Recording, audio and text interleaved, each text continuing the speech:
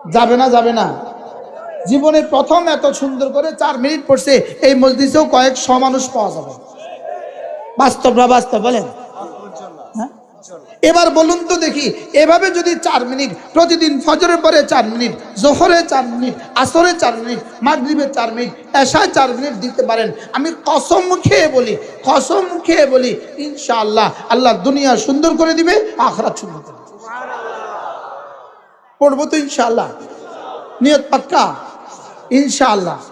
পৃথিবীর সব কাজ প্র্যাকটিক্যাল ছাড়া, কোনো কাজ পৃথিবীতে প্র্যাকটিক্যাল ছাড়া হয় না। জিকির প্র্যাকটিক্যাল ছাড়া হবে কেন? কি ভাই মেহমান আসছেন জিগান। আল্লাহ তাআলা মেহেরবানি করে আল্লাহ তাআলা হুজুরের হায়াতের মধ্যে বরকত দান করেন। হুজুর আপনাদেরকে হাত তোলাইছেন, আমারও হাত তোলাইছে আবার আসার ব্যাপারে। ইনশাআল্লাহ আল্লাহ যদি তরতিব করে দেয় আমার আসতে কোনো অসুবিধা নেই ইনশাআল্লাহ। আল্লাহ হুজুরের হায়াতের মধ্যে বরকত দান করেন, আমাকেও আল্লাহ তাআলা হায়াতের সাথে রাখেন, সুস্থতার সাথে রাখেন। যদি ইনশাআল্লাহ আবার আসি, এরপর থেকে কথা হবে ইনশাআল্লাহ। সুবহানাল্লাহি বিহামদিহি, সুবহানাকাল্লাহুম্মা বিহামদিক, আশহাদু আল্লা ইলাহা ইল্লা আনতা, আস্তাগফিরুকা ওয়া আতুবু ইলাইক। ওয়া সাল্লাল্লাহু